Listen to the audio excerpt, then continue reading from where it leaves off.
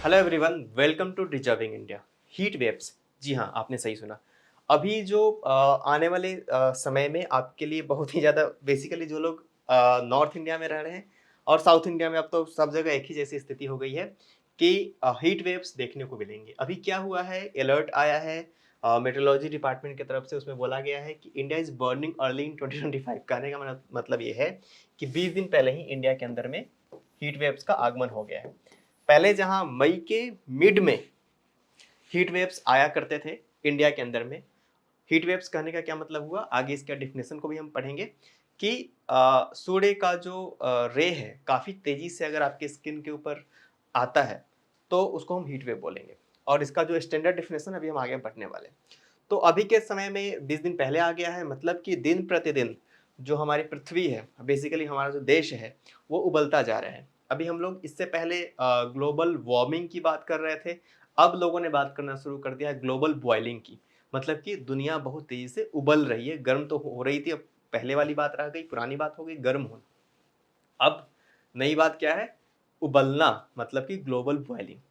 अब देखिए, ऐसे में मेंट्रोनल प्रोटोकॉल आप लोगों को याद होगा कि वर्ल्ड लीडर्स ने एक कंसेंसस डेवलप किया था कि हमें कुछ ऐसे जो डिवाइसेस हैं, या तो उनको पूरी तरीके से बंद करना पड़ेगा जो कि CFC क्लोरोफ्लोरोकार्बन का उत्सर्जन करते थे, या फिर उनमें कुछ चीज़ें नई लगानी होंगी, ताकि कुछ नए इक्विपमेंट्स लगाने होंगे ताकि इस तरह का जो हानिकारक गैस है उसका उत्सर्जन न हो। तो मॉन्ट्रियल प्रोटोकॉल लाया गया था, इसकी वजह से ओजोन लेयर का जो डिप्लेशन था उसको कम किया गया था। उस वक्त की बात कुछ और थी। उस वक्त वर्ल्ड लीडर्स जो थे बहुत दूर की सोचते थे। आज जो वर्तमान समय में हमारे जो वर्ल्ड लीडर्स हैं, उसमें जो सबसे बड़ा देश है डोनाल्ड ट्रंप, अमेरिका, जिसके राष्ट्रपति डोनाल्ड ट्रंप है, वो ये बोलते हैं कि ग्लोबल वार्मिंग तो हो ही नहीं रहा है, ये बेकार की बात है, बकवास है, इसमें मैं बिल्कुल बिलीव नहीं करता। इसी के साथ वो अलग अलग इंटरनेशनल ऑर्गेनाइजेशन से भी खुद को ऑप्ट आउट कर रहे हैं। वो बोलते हैं कि जिस तरीके से हमने डेमोक्रेसी के नाम पे, हालांकि अमेरिका का एक प्रोपेगेंडा ही रहा है कि डेमोक्रेसी के नाम पे वहाँ की जो ऑलरेडी रिजीम होती है उसको उखाड़ के अपने पपेट को वहाँ पे बैठाते हैं और बोलते हैं कि हमने यहाँ पे डेमोक्रेटिक वैल्यूज़ को एस्टेब्लिश किया है। हालांकि अब डोनाल्ड ट्रंप के नेतृत्व में अमेरिका ने वहाँ से भी हाथ अपने खींच लिए हैं और वो पेरिस एग्रीमेंट से बाहर आ रहे हैं। वो WHO से बोलते हैं कि हम वहाँ कंट्रीब्यूट करना कम कर देंगे। अभी टैरिफ वार तो उन्होंने छेड़ ही रखा है। उन्होंने कहा है कि इंडिया हमसे बहुत ज़्यादा टैरिफ लेता है और हम उनसे कुछ नहीं लेते। अभी उन्होंने 125% के आसपास चाइना के ऊपर टैरिफ लगा दिया है। तो बहुत सी ऐसी चीज़ें हो रही हैं जिसकी वजह से जितने भी वर्ल्ड लीडर्स हैं काफ़ी ग्रीडी हैं। सभी लोग अपने बारे में सोच रहे हैं, जिसका कि डायरेक्ट इम्पैक्ट इन्वायरमेंट पे पड़ रहा है, एक क्लाइमेट पे पड़ रहा है, इकोलॉजी पे पड़ रहा है। तो इस लेक्चर में हम समझेंगे क्या है हीट वेव, यहाँ से क्वेश्चन पूछा जा सकता है। और क्वेश्चन तो चलो एग्जामिनेशन में आएंगे ही आएंगे, लेकिन उससे ज़्यादा इम्पोर्टेंट ये है कि हमें एक सतर्क नागरिक के तहत ये सोचना कि जिस दिशा में हम जा रहे हैं उस दिशा में क्या हम सस्टेन कर पाएंगे लंबे समय तक।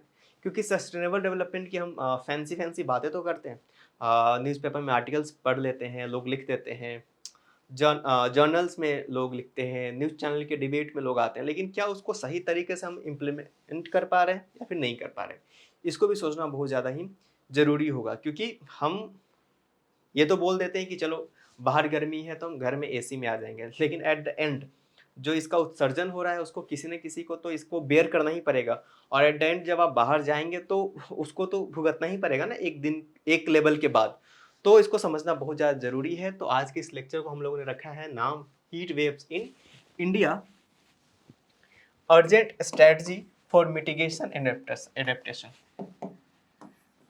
हमारी किस तरीके की रणनीति होनी चाहिए ताकि हम हीट वेव्स को कम कर सकें और इस एनवायरनमेंट में खुद को एडेप्ट कर सकें।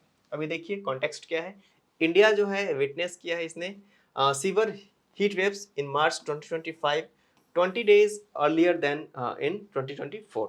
तो 20 दिन पहले ही हीट वेव्स इंडिया के अंदर आ चुकी है। Highlight the urgent need for the short term and long term strategy to tackle heat stress and its cascading impacts. मतलब यह कि हमें जल्द से जल्द इसका कुछ ना कुछ समाधान ढूंढना होगा, नहीं तो दिन प्रतिदिन ये बढ़ता ही चला जाएगा। आगे हीट वेव होता क्या है, प्रोलॉन्ग्ड मतलब लंबे समय तक एक्सेसिवली हॉट वेदर अगर रहे और एक कंप्लीट हो हाई ह्यूमिडिटी के साथ, तो हम इसको हीट वेव बोलेंगे। इम्पैक्ट्स इंसान के हेल्थ में, एग्रीकल्चर में और इकोसिस्टम को ये बहुत ही बुरी तरीके से इम्पैक्ट करता है।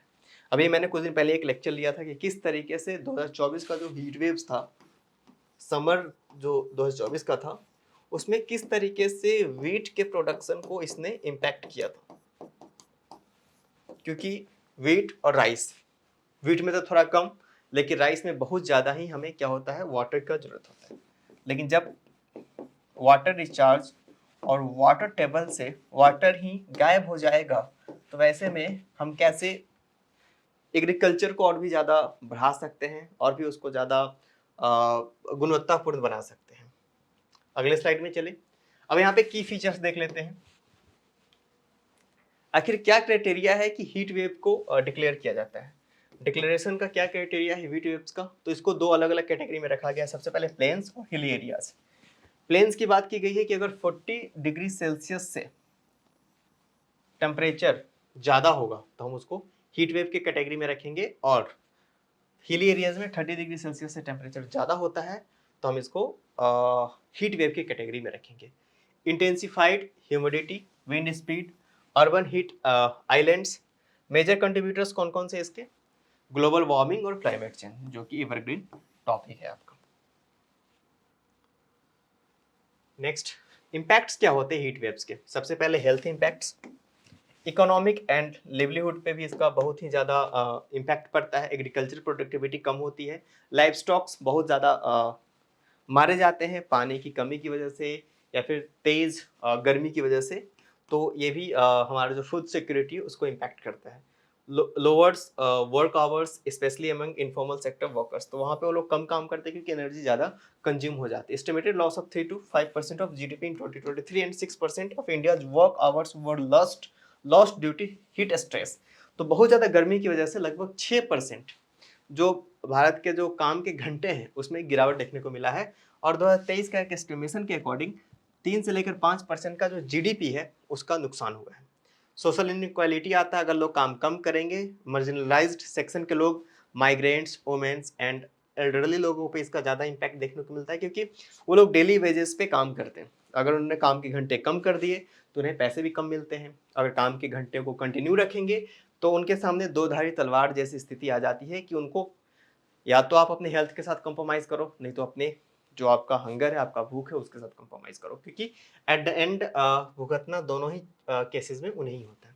चैलेंजेस क्या क्या हो सकते हैं इसको, इनएडिक्वेट इम्प्लीमेंटेशन सबसे बड़ी प्रॉब्लम है। लैक ऑफ कंप्रहेंसिव डेटा, इस तरह का कोई डेटा नहीं heat related. Urban vulnerabilities, infrastructural gaps, limited awareness. तो इन सभी को भी थोड़ा मद्देनजर रखना होगा गवर्नमेंट को, ताकि अवेयरनेस फैलाया जाए। आगे का रास्ता क्या होगा, जैसे कि हमने पहले ही आपको बताया कि शॉर्ट टर्म और लॉन्ग टर्म दो तरीके से काम करना होगा, दो स्ट्रेटजी होनी चाहिए अभी के समय में सरकारों की।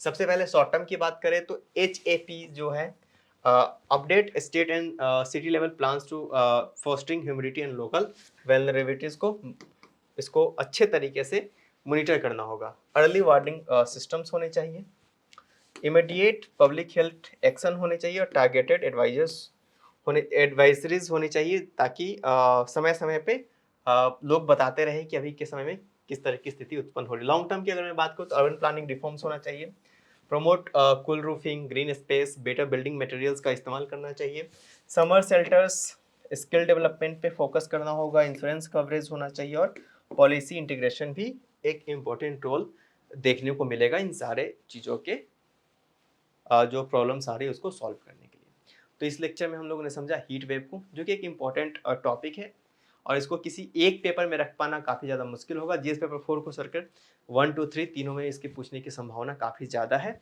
खास करके जीएस पेपर 3 में। तो आज के लेक्चर में फिलहाल इतना ही, अब मिलेंगे किसी और लेक्चर में। Thank you very much.